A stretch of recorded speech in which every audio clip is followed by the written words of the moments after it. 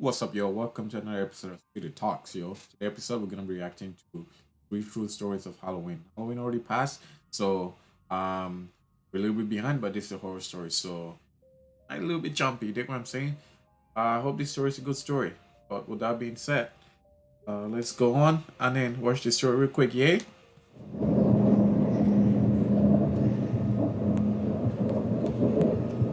Make sure you guys like, subscribe, follow your man on Instagram, yay? X_sweetie man. Alright? And share the video too, yeah? And don't get too scared. Halloween used to be one of my favorite holidays. Now I kind of just enjoy it when I have a decent party to go to. In 2018, when I was a senior in college, my friend Tracy's sorority was going to be throwing a big Halloween party at the sorority house. She said I could bring one friend since they didn't want too many outsiders at the party. So I invited my best friend Cody. We're very last minute people when it comes to Halloween costumes. The party was that night and we didn't have anything. Cody was working late, so he'd have to meet me right before the party. So he asked me to get a costume for him, and he'd just Venmo me the money. I ran to the nearby Spirit Halloween store that opened up like 5 minutes from my house. So for my Canadian viewers, Venmo means e-transfer. They only use that in the US, I believe. Also in Canada, we do e-transfer. So just to clarify that. And do y'all see y'all go to Halloween? Like, do you guys celebrate Halloween? Personally, I don't, but let me know down in the comment below.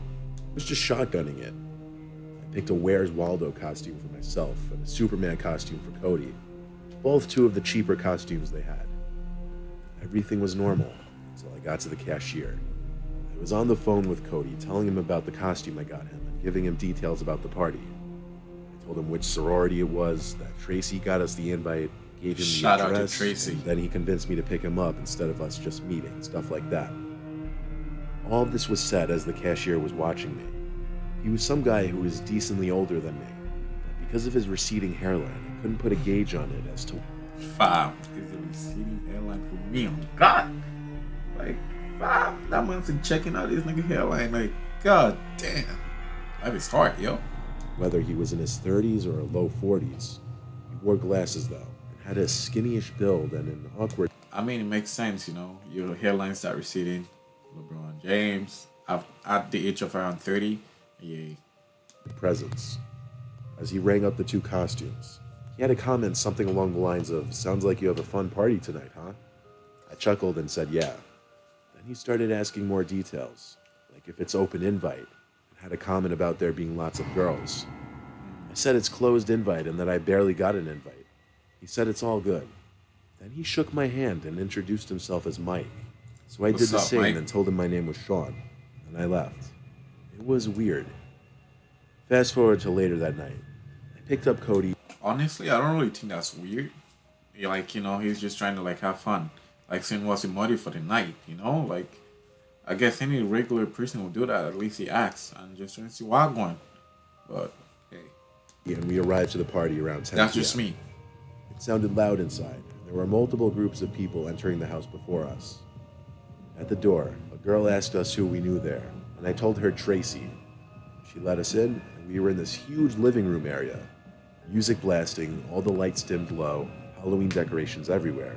Of course. To top it off, people with red cups full of booze crowding the place. We saw Tracy and hung around. What's your guys' favorite like booze when you go to a party? What do you guys pre-drink? Do you guys pre-drink before you go to a party, or you just go to the party and drink up? Let me know down in the comment below what you guys do. Her for a while.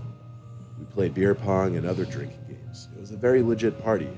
But then, at some point, there was a commotion by the front door area. Cody, Tracy, and I, and a few others walked over, and the girl at the door started calling out, "Where's Tracy?" She came forward, and the girl asked, "Who is Sean?" I said, "I am." Then she asked me who that creepy guy we invited was. I was confused and said, So yo, I'm thinking that creepy guy he's talking about. If I'm wrong, we're gonna find out down the line in the video if I'm wrong. You dig what I'm saying? I think that creepy guy he's talking about, I feel like that must be the cashier, but let me know. Well, you guys gonna find out too, but if you guys thought the same thing, leave it down in the comment below, yeah? But we're watching the same video at the same time, so let's carry on. "Who?" She described some older looking man in a cowboy costume with a fake mustache. He apparently inappropriately touched one of the girls, trying to get her into a separate room, and she screamed for help. How did the guy get in? That's the question. Because as you'll remember, he said before they walked into the party, they asked him, or they asked them who invited them to the party. So like, okay, so I'm assuming when if it's the cashier, he probably must have told at the door that he was invited by Sean, the guy. Obviously, they exchanged names, so I guess he gave his legit name, but that's my guess.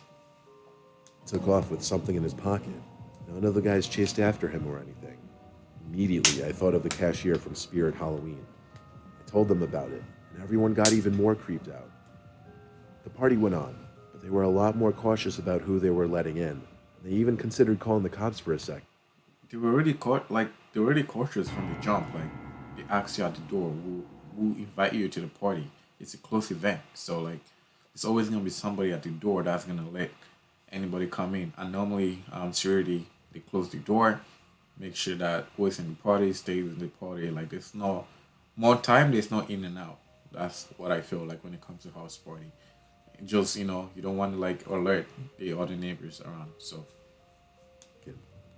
That whole thing really killed my vibe, and we didn't stay much longer after that. In total, we were probably at the party for a couple hours at most. We left a little past midnight, I think. I didn't drink much. As I started my car, the car parked like 2 cars behind us also turned on, and as I drove in the direction of Cody's house, the car started to follow. Cody and I were sure it had to be him after it made 4 of the same turns, so I pulled to the side of the road, egging him on to pull over. honestly, it could be anybody. Honestly, like you're not certain. You didn't see his face. You just heard description, and the guy at the cash um wasn't dressed, so you can't really assume that's him. But if you're right, let's see. But the car just stopped for a few seconds, then basically floored it past us. I didn't get a good look at who was inside, but I'm still positive it was him. You didn't notice. After dropping off Cody down Like you don't know who it is, so I don't know why you still feel like that's him. But hey, I hope you don't call the cops though. the block from his house, just being cautious, Like when I mean by I hope you don't call the cops, like I mean actually be sure before you call the cops. You don't just want to call the cops on a stranger without being sure. You know what I'm saying? I was staying very aware of my surroundings, and because of that, I noticed a car in the near distance with its lights off, tailing me. It looked like the same car. I got to a main road, once again pulled over and waited. The car once again waited, then a few seconds later turned on its lights and floored it in the far left lane, passing me. I was obviously In those kind of situation, first thing you want to do is if you feel threatened by any way or any means possible, especially when it comes to like drive by or a car just doing some dumb shit. What you want to do is if you can identify the driver, you want to take the license plate at least, and then get the color, the make and model of the car. So in case you have to report that, at least you have some solid evidence, and also check the time, the location. That's gonna be very helpful in case if you do report the incident to the cops. But I know in those kind of situations you panic and but keep cool and then do exactly what I just said. Yeah. shook and drove home as fast as I could while I was sure I wasn't being followed. I called that Spirit Halloween location the next day and reported the cashier. They thanked me for the information, but I never went back there, so I wouldn't know if he was fired or anything. Looking back, I wonder if I could have and should have pressed charges. Regardless, I have no idea what he could have possibly wanted from me. But either way, I'm happy he didn't find out where I live. So this man just assumed he was the cashier without having any solid evidence. Like, let me know if I'm like in the wrong here. Like, honestly, like there's already a lot of red flags here. So like I'm kind of really surprised. Like, and he's saying he didn't press charges. Like, are you, you know, hey, that's just me. Like, have all your evidence before you like, report or press charges or do whatever. If you're certain, then at least go back to the freaking store and go see what's up. You know what I'm saying? And confirm that for yourself before doing all this unnecessary stuff. That's just me. If I'm wrong, let me know down in the comment below. Number two, and after that we got one more story. That one wasn't Halloween of scary. 2019 It was just whatever. It wasn't scary at all. was the most terrifying night of my life. I live in Australia. Because we don't celebrate Halloween as enthusiastically, we don't get as many trick or treaters, around 5 or 6 people at most. I am personally a huge fan of Halloween, though. Well, now with the pandemic, it's hard to do Halloween, honestly, especially in Australia where you guys are having like a hard time going through the pandemic. Like, I pray for y'all, and any other where that you guys having a hard time with the pandemic, like with the mandates and all this stuff, is very hard. I feel sorry for the kids, Like, Halloween is not like Halloween was super weird this year. Wasn't like like a big event or whatever. It was just super weird. But yeah, let's carry on with the story. The dismay of my parents, who would prefer not to acknowledge it. Obviously, that leaves me in charge of putting up decorations and handing out candy. This particular year, Halloween fell on a school night. The storm began just after 6 o'clock, which unfortunately meant my efforts preparing the decorations had pretty much gone to waste. Raining on Halloween, that freaking sucks. I hope he doesn't do any dumb shit, especially when it's raining. Ignoring my better judgment, I still waited for trick-or-treaters in the living room and watched The Conjuring to pass the time. Around an hour and a half later, I got a message from my friend M on our group chat, asking if anyone would like to mess around and go trick-or-treating. At first, I was confused. We had Quick question, is there an age limit for trick or treating? Personally, I think there is.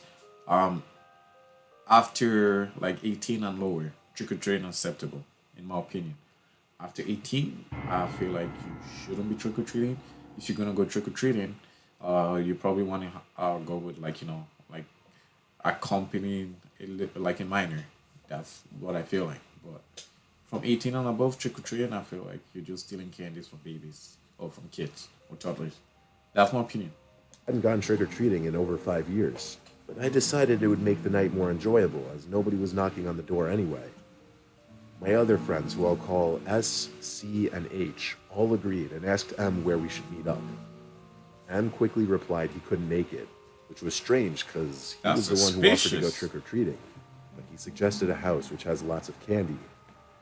Me, S, C, and H all arrived at the house within half an hour.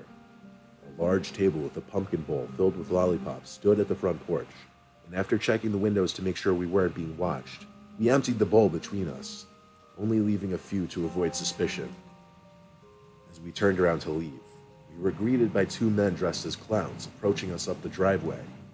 They had huge painted smiles and tilted heads. I could tell we were all creeped out, and one of my friends screamed as they started bolting towards us, one squeaking its rubber nose as they chased. You hate clowns. How many of y'all hate clowns? I personally hate clowns. Like, on God, especially for Halloween, clowns, no bueno. Honestly, I feel like you should just probably dress up in something else that are clowns. So that's me. I get terrified. After running for what felt like an eternity, we finally lost them. We decided to go to M's house so we could discuss what just happened in a safe area. However, when M answered the door, he burst into laughter. "What the hell are you guys doing?" he said, confused. "You told us to go trick-or-treating. Can you just let us inside?" S replied. After sitting down on M's couch, we all soon realized M had lost his phone earlier that day. A stranger had suggested the idea of going to that house, Ooh. presumably some sort of trap for the clowns. After another half hour, they cautiously made it home. Yeah, in this story, I'm maybe inclining to the client, not the client. Oh shit, the clowns must probably be involved in this. In this story. So I think they're involved in this one. So I agree with you in this one. By 9:30, finished my movie and went outside to collect the candy bowl I set up. I was shocked to see the bowl was completely empty. However, my stomach turned when I saw a clown nose was now laying inside of it. I told my parents Suspicious. everything that happened and showed them the clown nose that had been left at our house. They assured me it was just some Halloween prank. I woke up around 1 a.m. to noises coming from my bedroom window, like rocks hitting the glass. Although I was scared half to death, my curiosity got the better of me. I eventually opened the blinds. My Halloween decorations were destroyed and littered the ground below. Honestly, fam, I'll be terrified. Even to open the blinds, I'll be terrified. I'll probably be armored like a baseball bat or something. Like, I'm ready to swing, yo. I stared motionless in complete shock until a lollipop was thrown at the window, breaking my trance. I looked up and saw them, the two clowns perched upon the neighbor's roof, looking down at me. I screamed and ran away towards my parents' room. I'll skip the details that followed, but the police were called and the clowns were not found. The officers informed us they would check out the house my friends and I trick-or-treated at, and they left in about... Of course, the clown weren't found. Obviously not. I mean, there's a lot of clowns rolling around the places. Which clown are they gonna interrogate? Like, obviously, you need better description than just a clown. You want my personal opinion. If you're gonna call the cops. half an hour. The following morning, we were told the house was abandoned, and M's phone was discovered inside. That day at school, I learned M, S, C, and H all had creepy experiences during the night as well. I'm not sure if the clowns followed us home or they somehow tracked us through M's phone. All I know is that Halloween is only a few weeks away, and I am completely terrified they'll return. Nah, I ain't scared doing trick or treating or celebrating Halloween after hearing this story. I hope the last It one was is a stormy creepy. Halloween night. I was with my three friends John, Mary, and Keenan. Since we didn't have any real plans and were kind of just hanging around, I decided to grab the Ouija board from my closet. All my This story really sounds sauce as fuck. Ouija board. And based on the video, seems like it's raining. And you're using a Ouija board. But let's proceed. Please stay away from Ouija boards. Not fun. Not at all. Not at all. friends were down to try it. I wanted to be funny, but also set the mood, so I got 3 candles, lit them, and turned off all the lights. Oh lord. 4 of us sat at the table with our hands on the planchette. We started off by saying, "Is anyone there?" Of course, the planchette started to move, and we all started to laugh. It went from Y to E to S, spelling yes. John and I began asking the really stupid, I wish the Ouija board could just say, yeah. That was funny as fuck. goofy questions, like, "Will you haunt Mary?" And she kept begging us to stop. But as the planchette moved to once again spell out the word yes, we all erupted into laughter. To be honest, I didn't even contribute to moving the piece around the board. I just assumed John and Keenan were messing around for the most part. Bruh. Then, without anyone asking a question, the planchette started moving to spell the words "I'm inside the house." Shush! More laughs, until there was a huge, very And that's why I take my exit and get the fuck out. Right there. I ain't staying. I'm out. I'm out. Nigga, I'm gone. obvious thump sound from directly upstairs, like right over our heads. It most closely resembled a boot stomping on the floor. All of us jumped. Mary started screaming and freaking out. John, Keenan, and I didn't know whether to laugh or be freaked out. My parents weren't home. No one was except for me. I'll be freaking the fuck out. Like, are you crazy, bro? I'll be out, so can't really freak out. I'll be gone. We don't have any pets. Suddenly, the doorbell rang. We looked at each other, and I went to look through the peephole. I opened the door. It was a dad and his young son trick-or-treating under an umbrella. I opened the door and handed the kid some candies. Under my umbrella. Nah, let's go. But once I shut the door, it was back to the current reality of the situation, which was figuring out what the hell that sound was. I convinced all 3 of them to come upstairs with me just to check. We all got to the upstairs hallway. All that was on was a nightlight plugged into the floor outlet. We were halfway through the hallway, approaching my parents' bedroom, which was the room directly above the table we were sitting at, where we heard the noise. That's when we all heard the same thing. It was this voice of a girl. What was said, none of... Yo, I hope that girl was a baddie. I'm sure there was baddies still with a fat ass. Kidding. Let's proceed. us could hear it, but all 4 of us agreed we heard the voice of a girl in my parents' room, followed by the sound of something being dropped on the floor. Mary and Keenan ran down the stairs, freaked out, but not making a peep. John and I, however, approached the door. I opened it quietly and pushed it open slowly. I looked into the dark room. I saw something tall standing in the far corner of the room. Oh, hell no. Hell no. My house, I turn on all the lights. If I'm gonna use the washroom, turn on the lights. Make sure it's clear. Or I take my phone, put the flashlight on, walk in. Like, bro, it's dark. Use your cell phone. Make sure it's lit up. Like, stop messing around with, with all this freaking shit. I slammed the door shut. Yeah, and I'm we talking ran to down y'all. the stairs. We stayed in the living room and flicked on the lights, and then noticed one of the candles by the Ouija board was blown out. I called the cops, and a few minutes later, when an officer arrived, I asked him to Yo, what's up with this guy calling the cop every story so far? I mean, the last two stories, sure, call the cops. But the first one was like, he really had no reason to call. I mean, he had a reason to call the cop, but like, he had no evidence, to prove it was. Wait, no, let's proceed, yo. check my parents' bedroom. I led him up the stairs and pointed at the door. He knocked on it and announced police, then opened the door quickly and flicked on the light. He checked the closet. So the whole time the lights weren't on? Are you kidding me, bro? Are you kidding me, bro? The entire time the lights weren't on. To the bed, nothing. That's when we followed and entered the room as well. I can confirm no one was in there. While we were at it, we checked every single bedroom and bathroom up there. There was not a single possible place anybody could be hiding. After the police officer left, we threw the Ouija board in the neighbor's garbage, and we all sat under the awning in my backyard, listening to the storm in silence until my parents returned. See what I'm saying? Ouija board and storm. Not a good combo.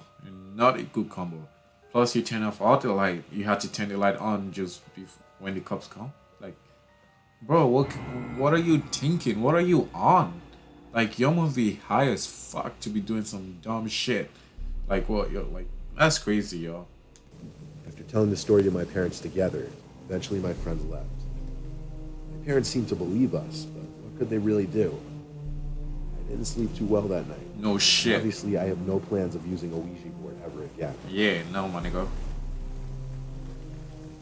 Well, y'all, that's the end of the story. Moral of the story, don't use the Ouija board, especially when it's downpouring. Please do not use the Ouija board. If you're gonna use the Ouija board, use it during the day. Make sure you have natural light coming in, and also make sure you have your lights turned on. And yeah, be respectful, yo, and don't call the cops for no reason, yo. But anyways, let me know what you guys think down in the comments below. These stories weren't as scary as I thought it was gonna be. But yeah, make sure you leave your comments down below, and I'm gonna catch you guys on the next one. Alright? Yeah.